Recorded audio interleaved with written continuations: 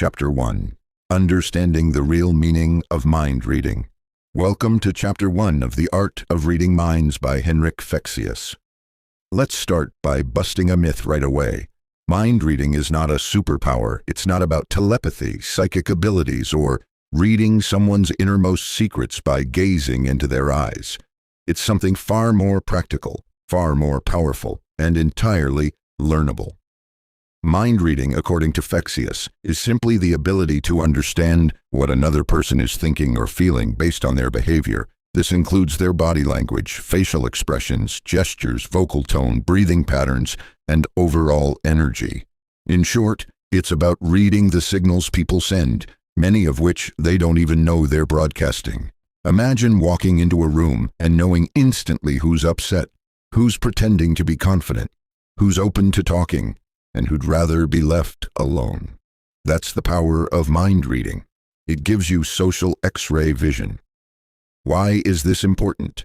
Because we live in a world where we interact with others constantly. Whether you're talking to your partner, negotiating with a client, trying to comfort a friend, or leading a team, your success depends on how well you understand people. Words are just the surface. In fact, studies suggest that only about 7% of communication is verbal. The remaining 93% is nonverbal, broken down into 38% vocal tone and 55% body language. That means if you're only listening to what people say, you're missing most of the message. Let that sink in. When someone tells you, "I'm fine," but says it with tight lips, lowered eyes, and a slouched posture, they're not fine. And you knew that not because of their words, but because of their body. That's what mind reading is really about. It's decoding what people mean, not just what they say. The foundation: observing without judging. The first skill to build as a mind reader is observation without judgment. Most people observe others through a filter of their own beliefs, experiences, and assumptions. This distorts the truth. Fexeus teaches that to truly read minds, you must observe like a scientist, objectively and without bias. Don't assume that crossed arms mean defensiveness, or that a smile always means happiness. Context is everything. Instead, focus on collecting data. What is the person doing physically? How is their tone? How do they behave in a neutral situation? What changes when they're under pressure? Your goal is not to label behavior as good or bad, but simply to notice it. This is what Henrik Fexeus calls calibrating. It's your first step toward reading minds accurately. Calibrating the person in front of you. Imagine you meet someone for the first time. They seem energetic, speak quickly, and make lots of gestures. You mentally take note. This is their baseline behavior. Next time you meet, they're quiet, barely moving, and speaking in a flat tone. You immediately sense something is off. Why? Because your brain has now learned their natural state and can recognize when it changes. That's calibration. You're learning to detect deviations from someone's baseline, and those deviations often indicate an emotional shift: stress, excitement, discomfort, or even dishonesty. Pro tip: start calibrating people you know well, friends, coworkers, family. Observe their natural behavior in relaxed settings. Then observe how they change under pressure, in public, or during emotional conversations. The more calibrated you are, the easier it becomes to read what's going on inside their minds. The role of empathy. Reading minds isn't about control, it's about connection. Fexeus emphasizes that empathy is your most powerful tool. The more you care about understanding others, the better your instincts become. Empathy doesn't mean feeling what others feel. It means being aware of what they might be experiencing and respecting it. Ask yourself, what might this person be going through right now? Are they anxious, excited, hiding something? What clues can I gather from their face, body, or tone?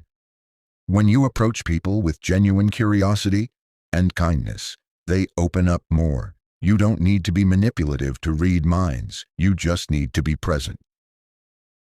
Real-life example: the silent meeting. Let's look at a real-world example. Imagine you're in a business meeting.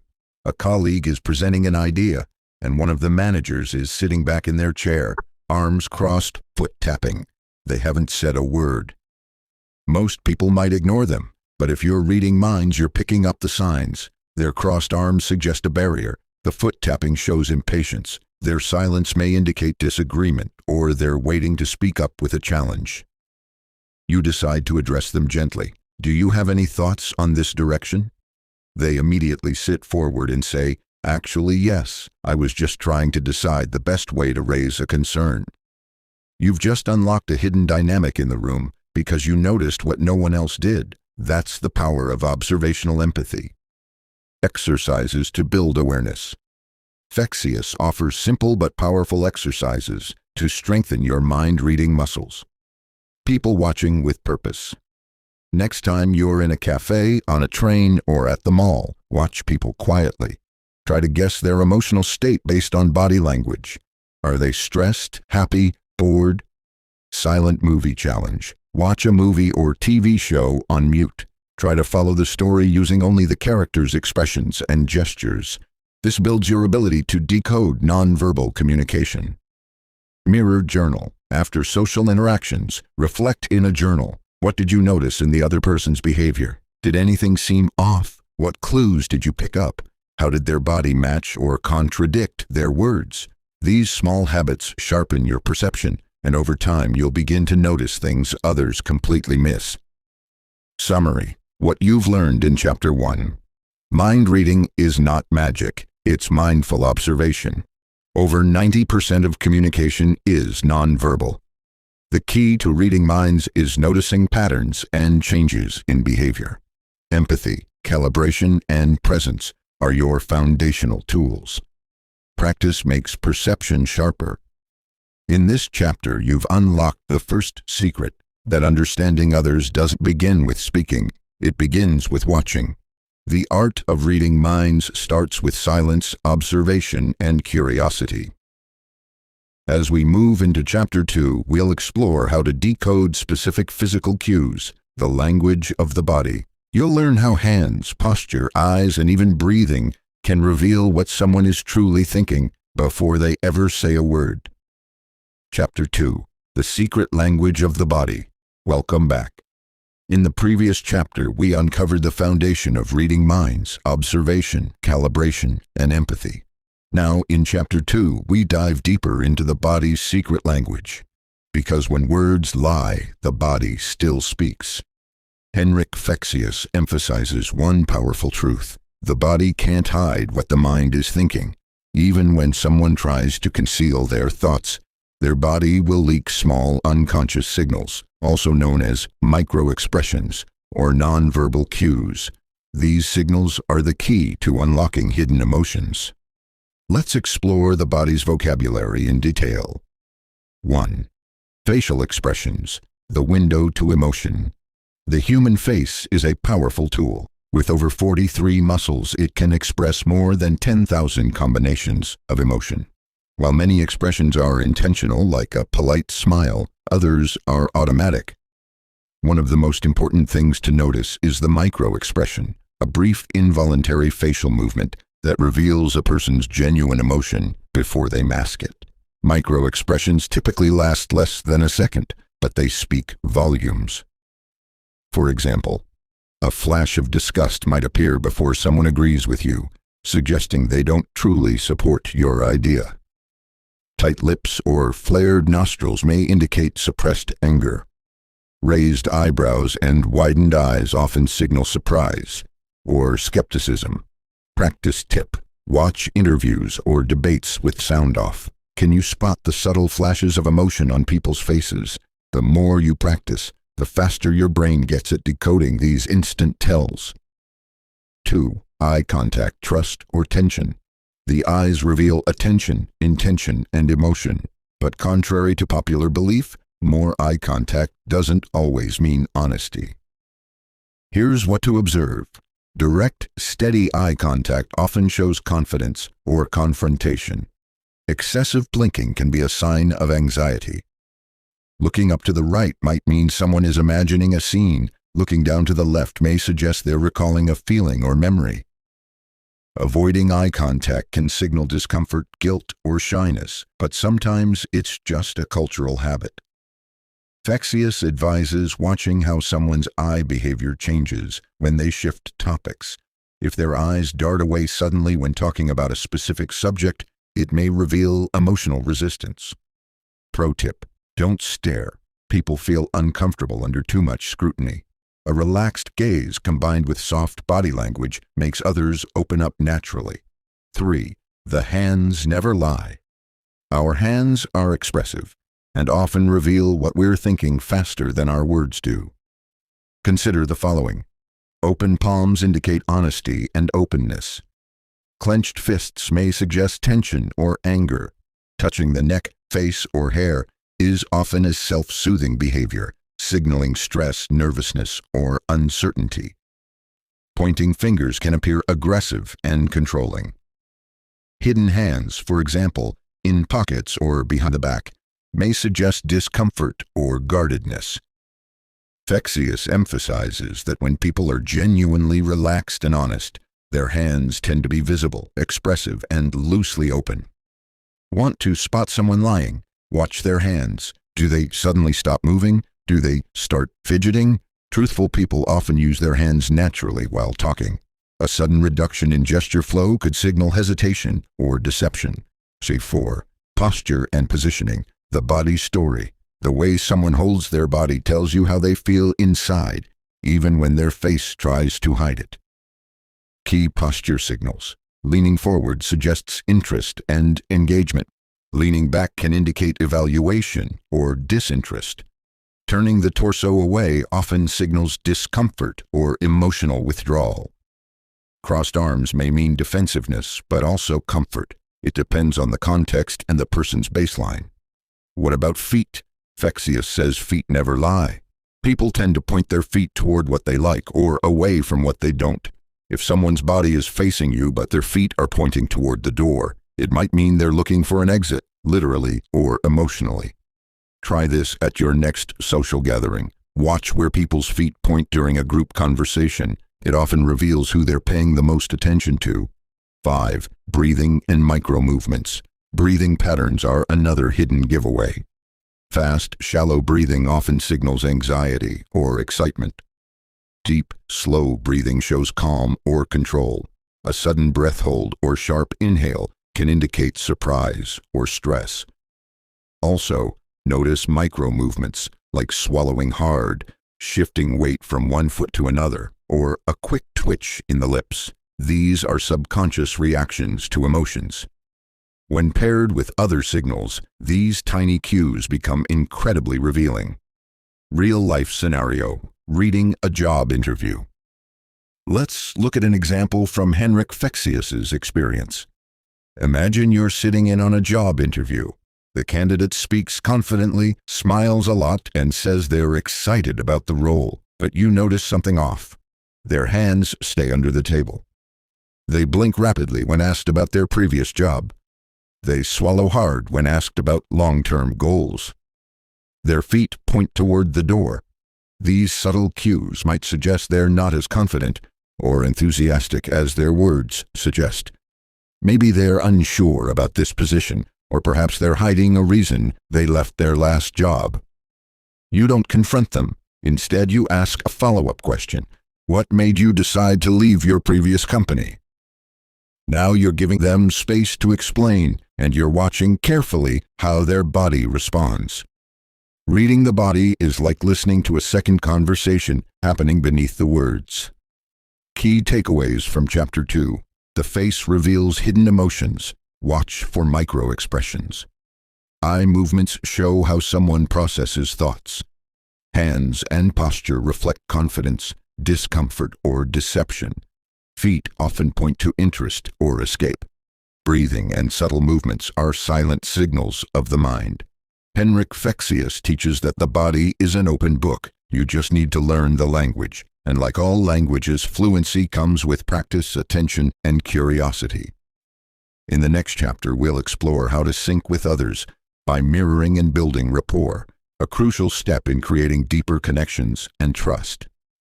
Chapter 3. The power of mirroring, building instant connection. In Chapter 2, we uncovered how the body speaks its own language through posture, gestures, and microexpressions. Now, in Chapter 3, we move into one of the most powerful tools in the art of reading minds: mirroring. Henrik Fexeus introduces this concept not as manipulation, but as a way to build rapport, that feeling of, this person really gets me. Mirroring creates a deep sense of connection, safety, and trust between two people without saying a word. Let's break it down. 1. What is mirroring? Mirroring is the subtle act of copying another person's behavior, their posture, gestures, facial expressions, tone of voice, or even breathing rhythm. Why does this work? Because of something called mirror neurons. These special brain cells activate both when we perform an action and when we observe someone else doing it. In other words, when you subtly mirror someone, their brain registers, this person is like me, and that opens the door to influence and connection. You've probably seen this happen naturally. Two friends leaning the same way during a chat, a couple sipping drinks in sync, a group laughing in rhythm. It's a subconscious way of saying, I feel what you feel. 2. How to mirror naturally. Mirroring should never feel forced or obvious. If done awkwardly, it can create discomfort. The key is subtlety and timing. Start with posture. Match how they are sitting or standing. Are they relaxed or upright, cross-legged or leaning forward?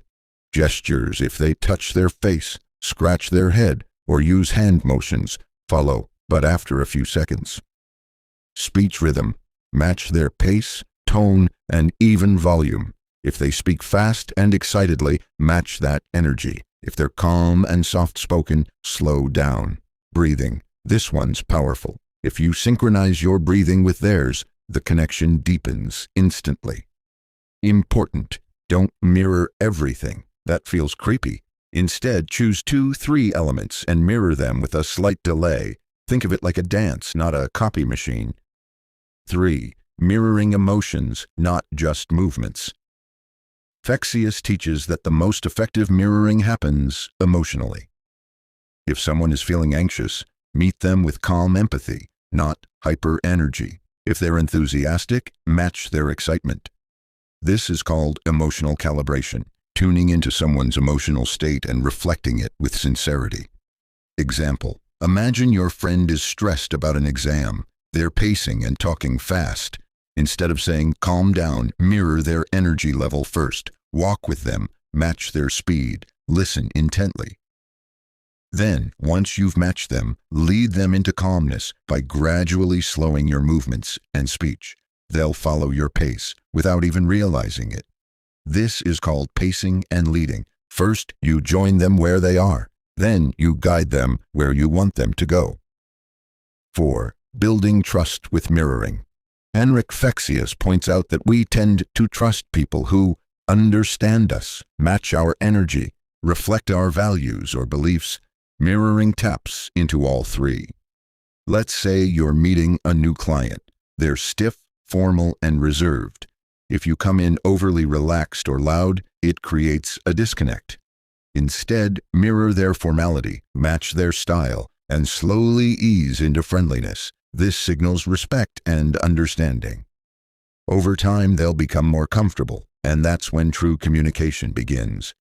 This technique works in job interviews, sales calls, dating, team building, even parenting. The result?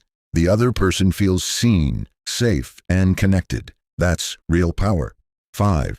How mirroring affects influence. Want to become more persuasive? Start by mirroring. Research shows that people are more likely to say yes to someone who mirrors them, even in subtle ways. That's because it creates a sense of familiarity and shared values. But remember, the goal is not manipulation. The goal is connection. Mirroring builds a bridge between your world and theirs. Once that bridge exists, ideas and influence can flow naturally across it. Fexeus reminds us that influence isn't about dominating someone, it's about joining them and gently guiding them forward. Real-life example: diffusing a conflict. Let's say you walk into a room where two coworkers are having a heated argument. One is angry, standing with crossed arms and raised voice. The other is silent and defensive, leaning back. To connect and calm the angry one, don't immediately tell them to relax. That usually backfires. Instead, mirror their intensity just slightly. Stand tall. Speak with a firm but calm tone. Acknowledge their emotion. I can see this really matters to you. Once they feel seen, start lowering your voice and body tension. You're leading them toward a calmer state. They'll often follow unconsciously.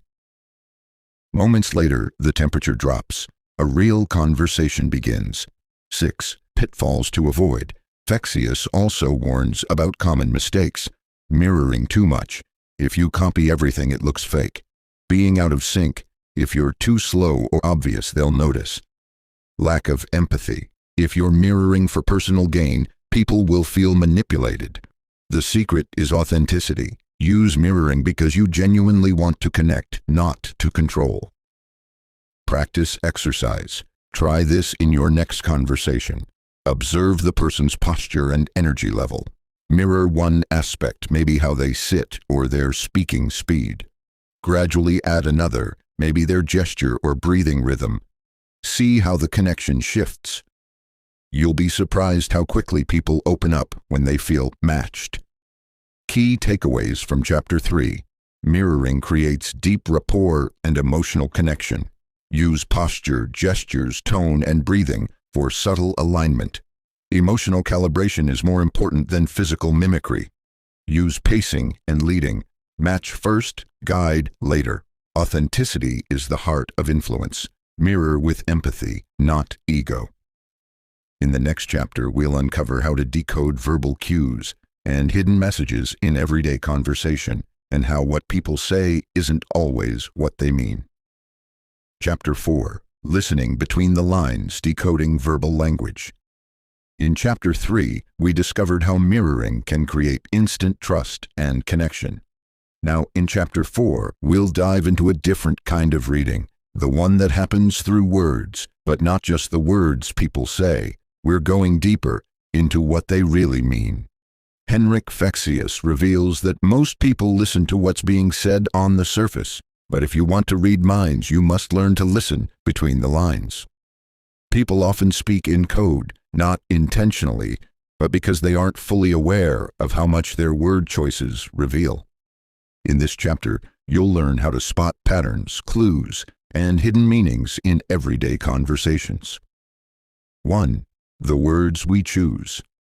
Reveal our thoughts. Every person has a unique way of representing their inner world using language. Fexeus explains that we all filter reality based on our dominant senses: sight, sound, touch, taste, or internal feelings. These filters shape how we describe experiences. For example, a visual person might say, "I see what you mean," or "That looks good to me." An auditory person might say, "That sounds right," or "I hear you." A kinesthetic person might say, "I feel like this is right," or "That doesn't sit well with me." By tuning into these verbal cues, you can understand how someone processes the world and tailor your communication to match. When you match their language style, they'll feel more understood and more connected to you. 2. Listening to metaphors and phrases. Fexeus shows that metaphors aren't just poetic, they're windows into someone's mind. Consider this: if someone says, "I'm under a lot of pressure," they're likely feeling physically burdened.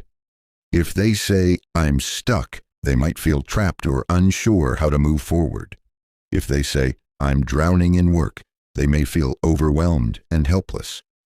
These phrases aren't random, they're emotional maps, and if you reflect them back using similar language, it builds instant empathy.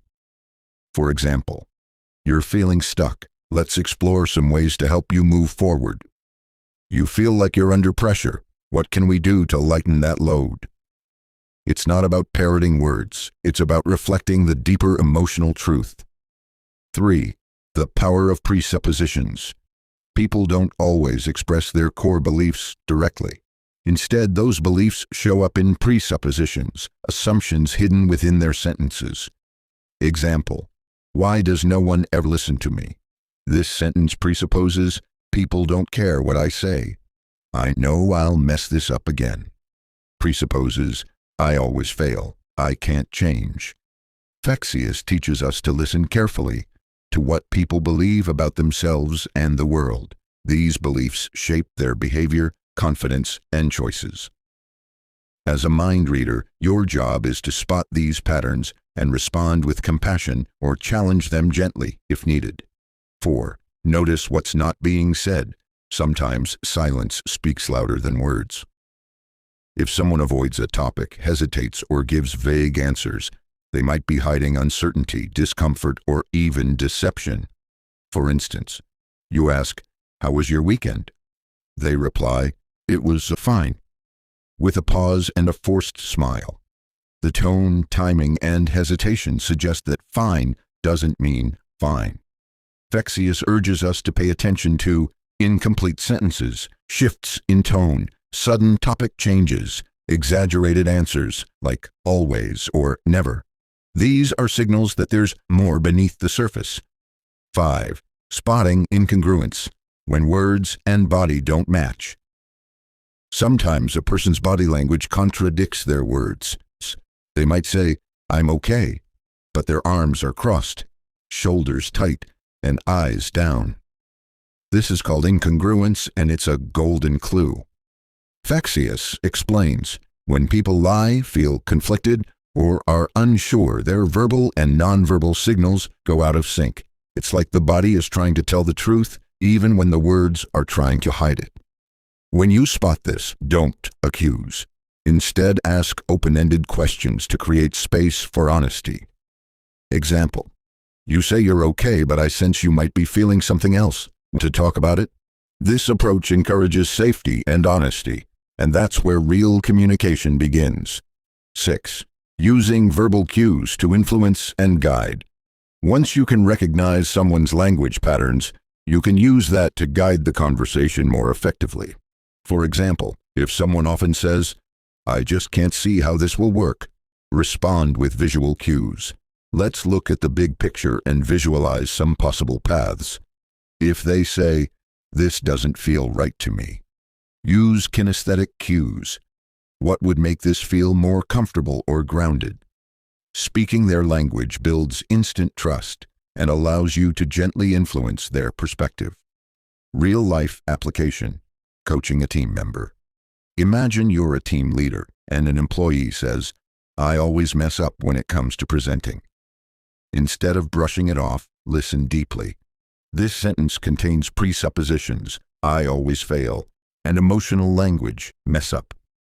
A powerful response might be, "You feel like presentations haven't gone the way you wanted in the past. What would a successful one look like for you?" By reflecting their language and asking thoughtful questions, you help shift their mindset without resistance.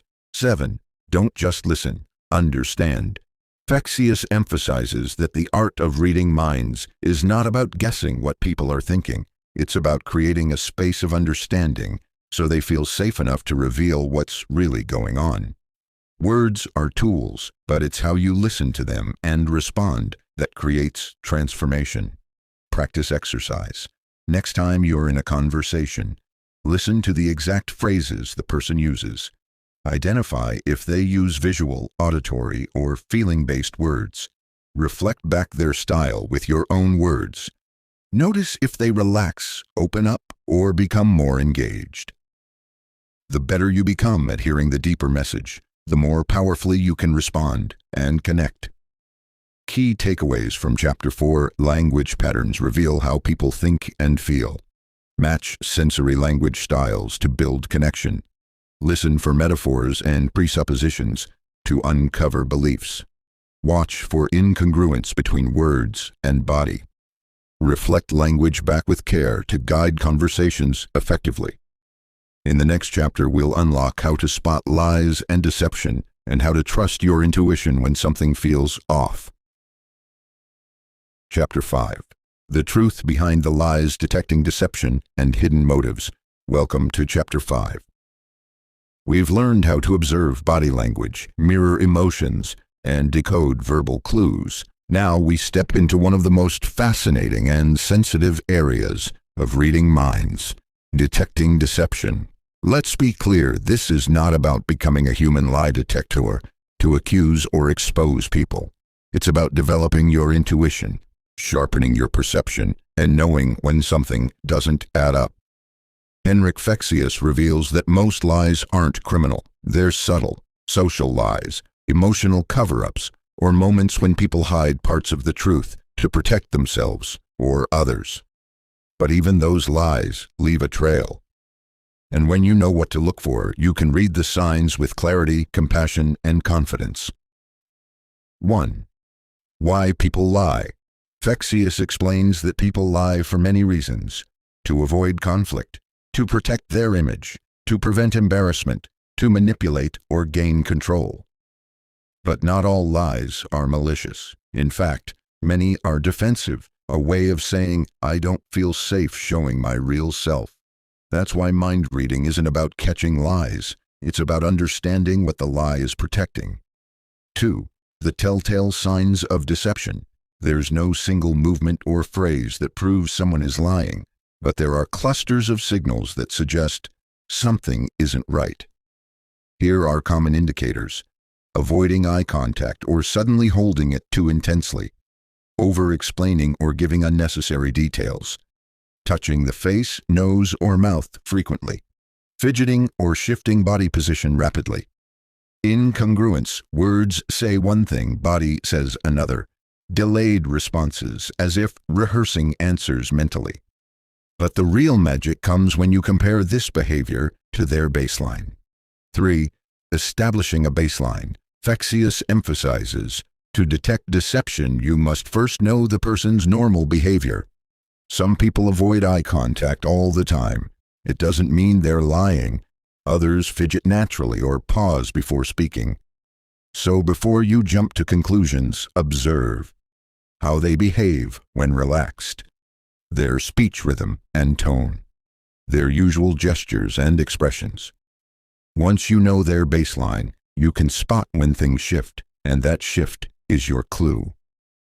4. Spotting the emotional disconnect. When people lie, there's often a disconnect between their story and their emotion. For example, they say something sad but their face is flat or even smiling. They express joy but their voice is dull and monotone. This mismatch is a signal. The brain struggles to fake both content and emotion simultaneously, so one often slips. Pay attention to whether the emotion matches the story. If not, explore further, gently. 5. Verbal clues to watch for.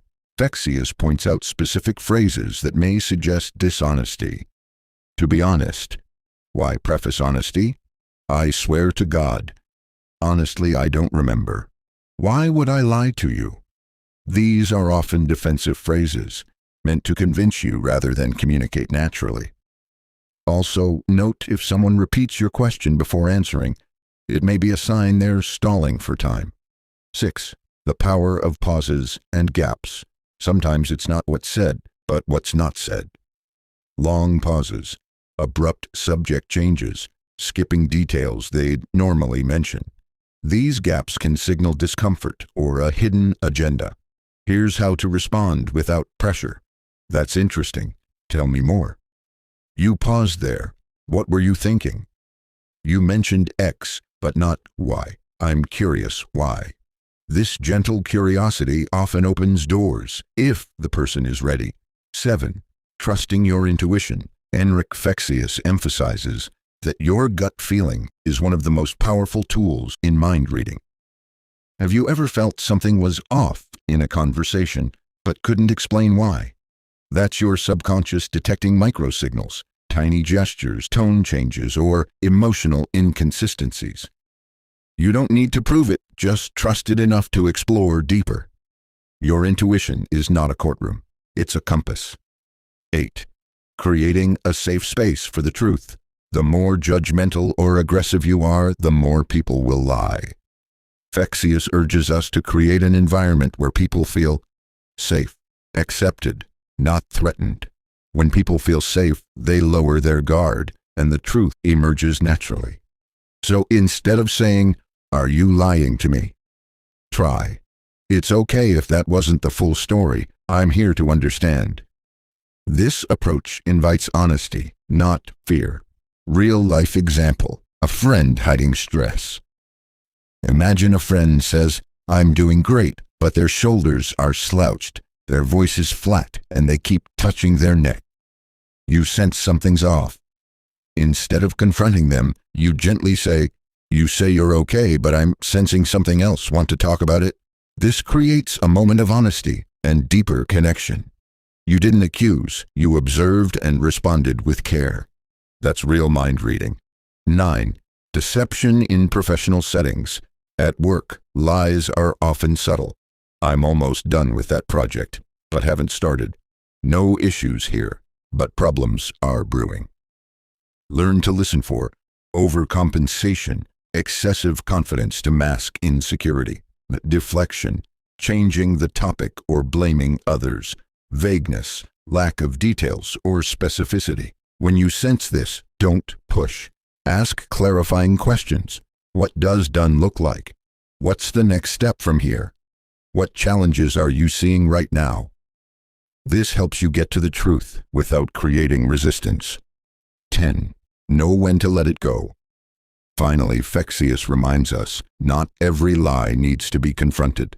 Sometimes people lie to themselves to survive. Sometimes they're not ready to face their own truth. The art of reading minds isn't about proving others wrong. It's about empathy, awareness, and knowing when to speak and when to stay silent. When you listen, observe, and respond with compassion, even hidden truths begin to reveal themselves. Key takeaways from Chapter 5. Lies often reveal fear, not malice. Look for clusters of behavior, not just one sign. Establish baselines to spot changes. Watch for mismatches between words and emotion. Use questions and empathy, not confrontation, to uncover truth. In the next chapter, we'll explore how to influence others without manipulation, using the power of subtle cues and emotional alignment.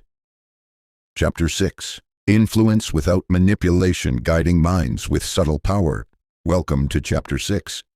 Now that you've learned how to observe thoughts, detect hidden feelings, and sense truth beneath the surface, we step into a deeper realm: influence. Henrik Fexeus makes a bold claim. You are always influencing others, whether you realize it or not. But influence isn't manipulation. Manipulation is when you force, deceive, or pressure someone into action. Influence is different. It's about guiding someone's thoughts or emotions without violating their trust.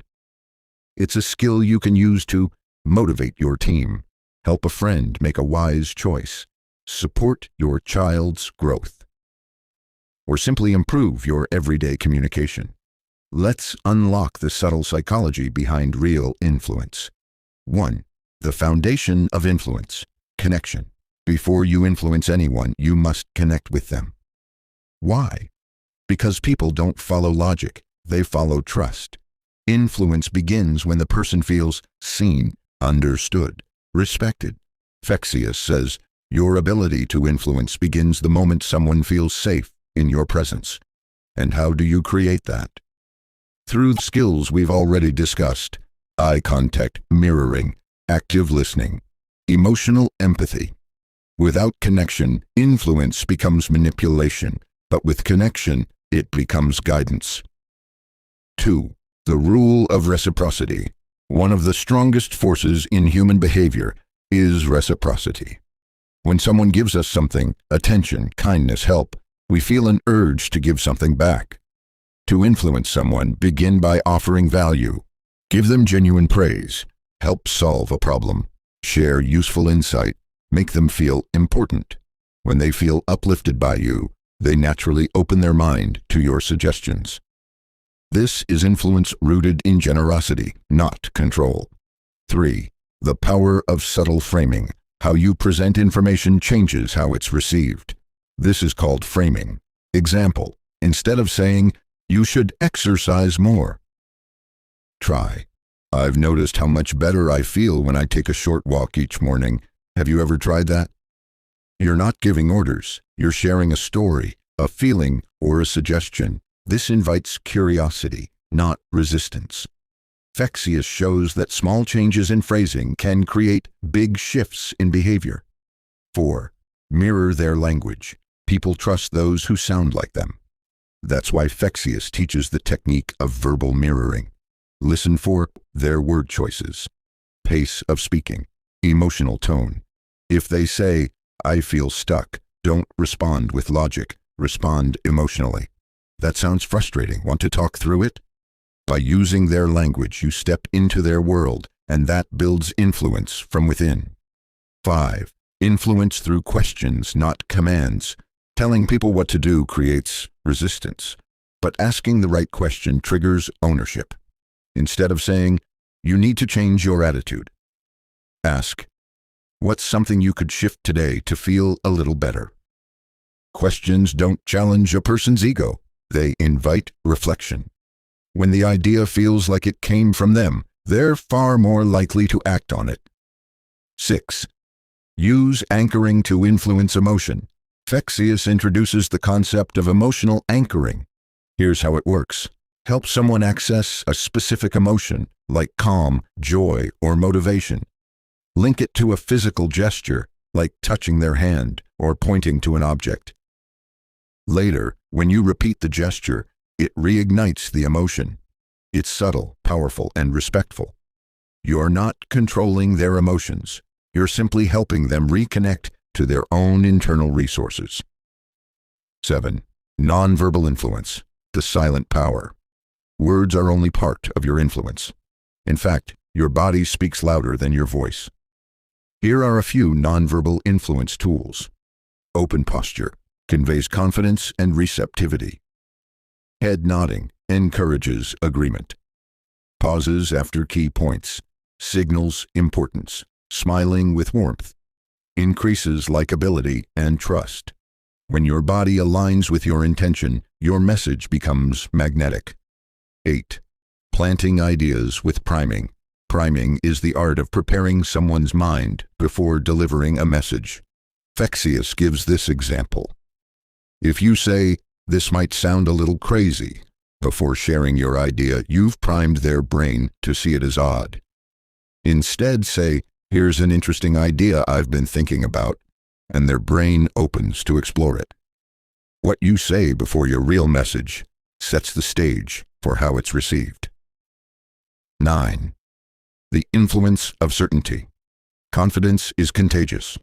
When you speak with conviction, not arrogance, people lean in. They trust your belief. Fexeus says, the most persuasive people aren't the loudest, they're the most certain. To build this certainty, be clear in your mind first. Believe in what you say. Speak slowly and calmly. People sense your emotional state beneath your words. If you're grounded, your influence deepens. 10.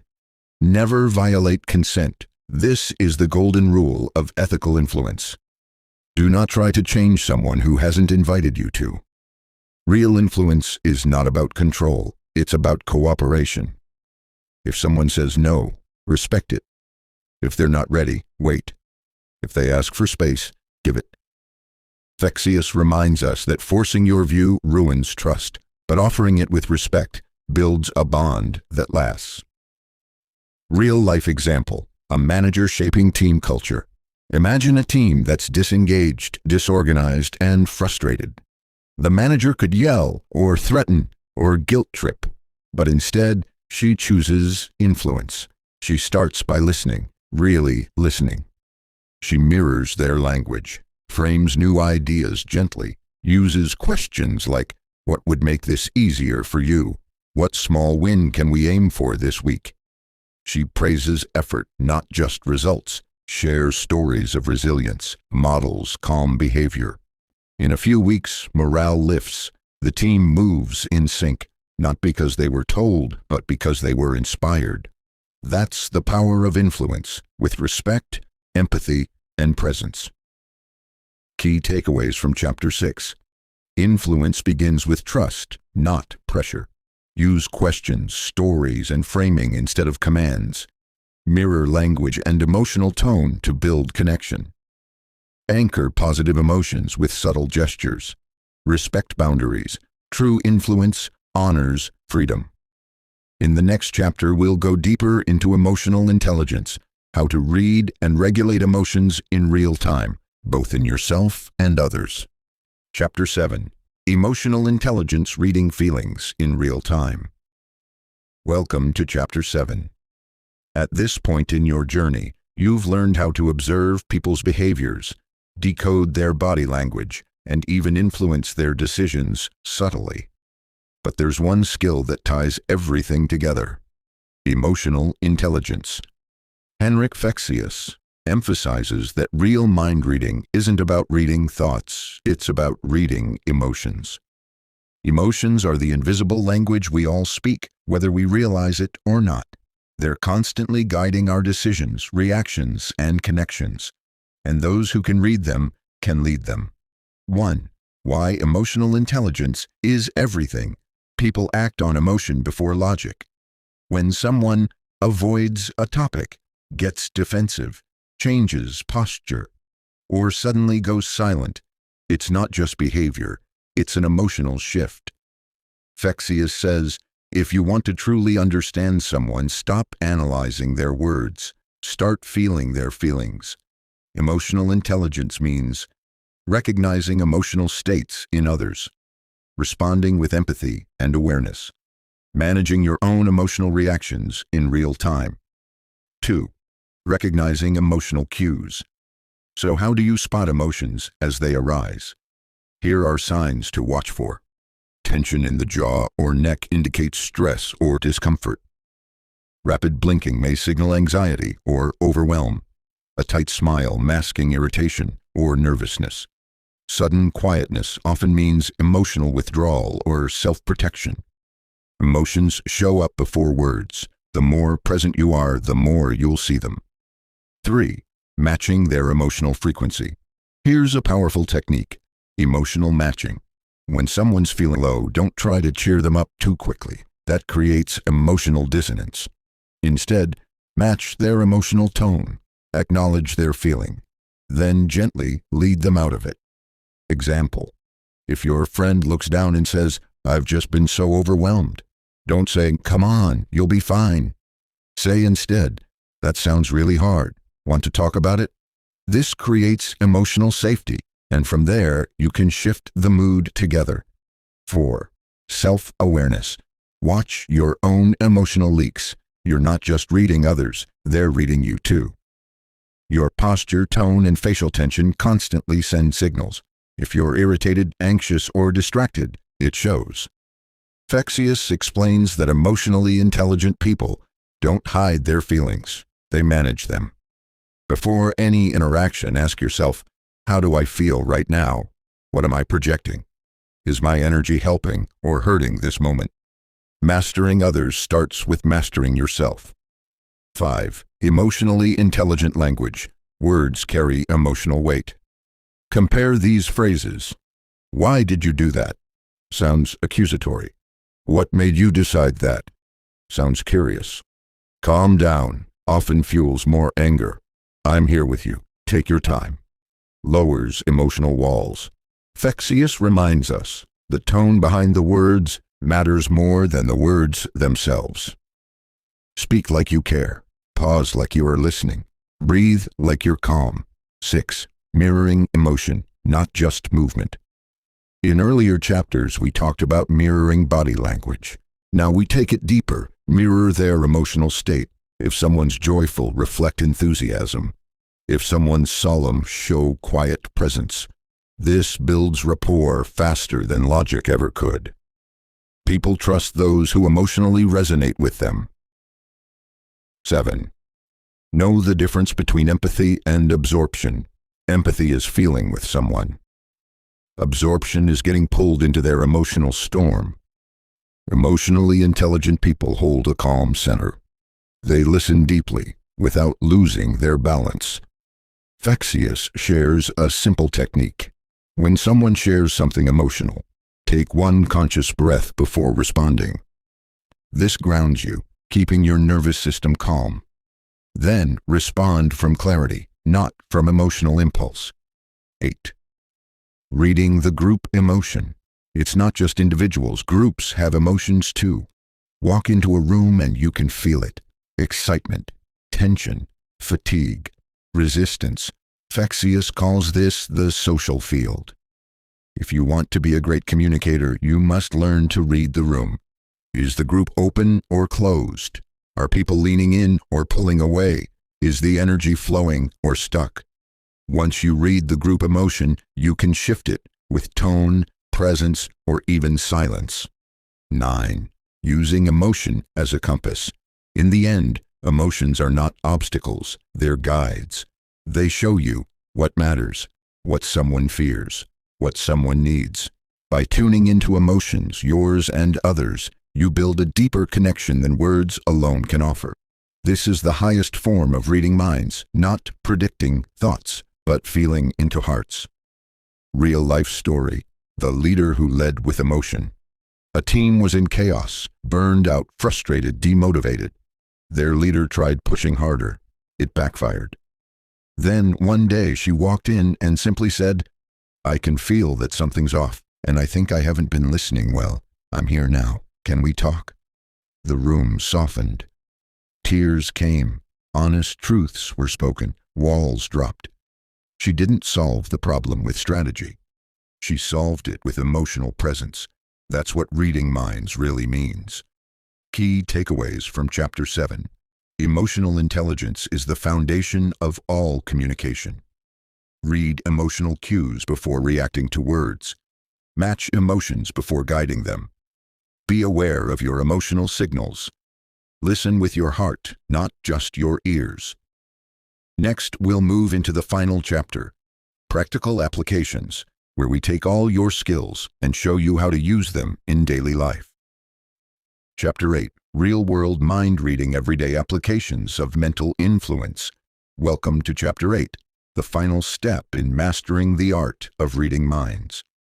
So far, you've learned how to read body language, interpret microexpressions, match emotions, and influence without manipulation. But what's all this knowledge worth if you can't apply it in real life? Henrik Fexeus makes it clear. Mind reading isn't a performance, it's a practice. It's not about impressing people. It's about connecting, understanding, and leading with empathy and awareness in every interaction. Let's dive into how you can use these tools in your daily life, at work, in relationships, social situations, and more. 1. In conversations, listening beyond the words. The average person listens to reply. The mind reader listens to understand. In any conversation, try this. Pay attention to how they speak, not just what they say. Observe shifts in tone, volume, and tempo. Watch their eyes. Do they light up or go dull? Track their posture. Do they open up or shut down? When you spot incongruence between words and emotion, gently explore it. Example. They say, "I'm fine," but their voice is flat and shoulders tense. You respond, "You don't sound fine. Want to talk?" This opens the door to deeper, more meaningful connection.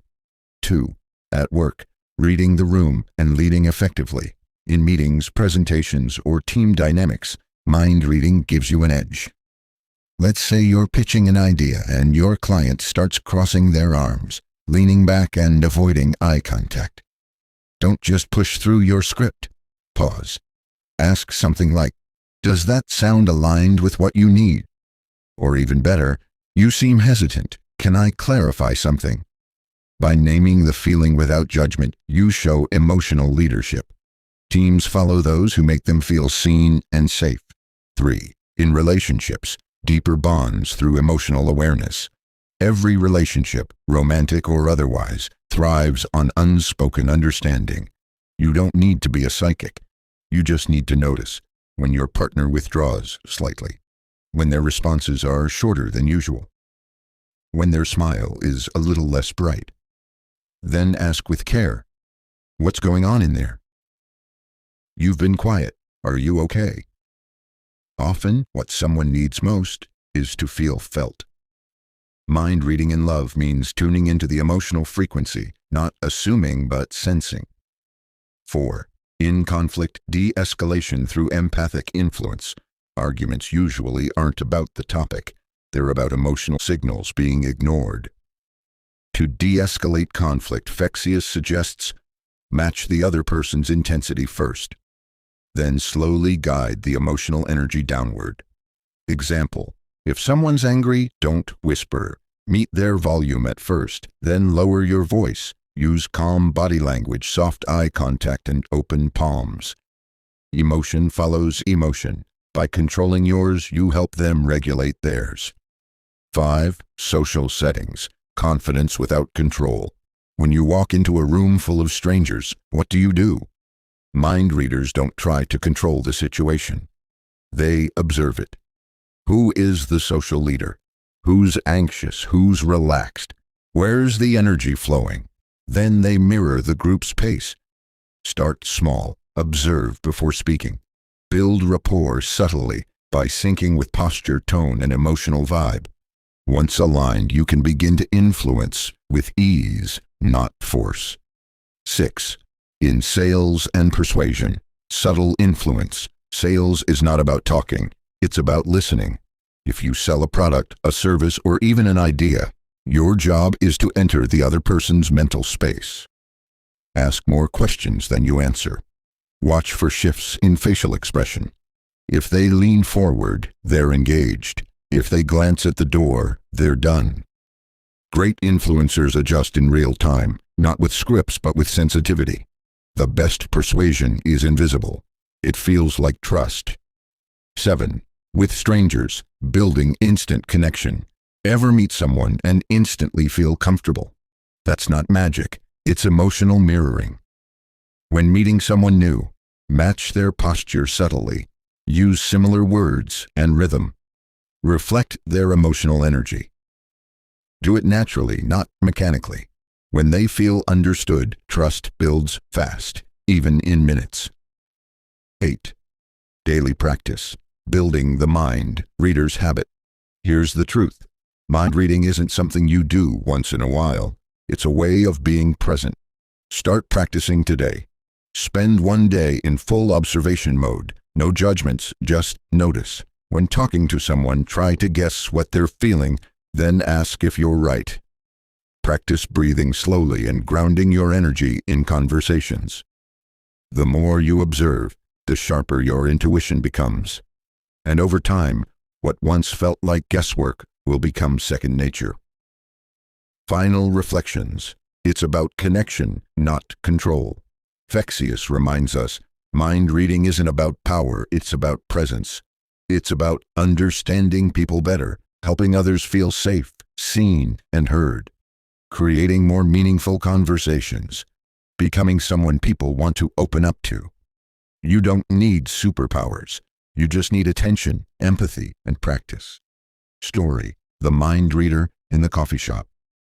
A woman sits alone, staring at her phone. She seems distracted. A stranger at the next table smiles and says, "Long day?" She looks up, surprised, then laughs. They start talking. 20 minutes later, they're deep in conversation, exchanging stories, life lessons, and phone numbers. It wasn't a pickup line. It wasn't a trick. It was one human tuning into another with real presence. And that's what mind reading is really about. You've learned how to read body language and emotions, understand subconscious signals, influence ethically and respectfully, build deeper connections through presence. Your next step: practice it every day, in every interaction, with kindness and curiosity. Because when you understand others, you make the world a little more human.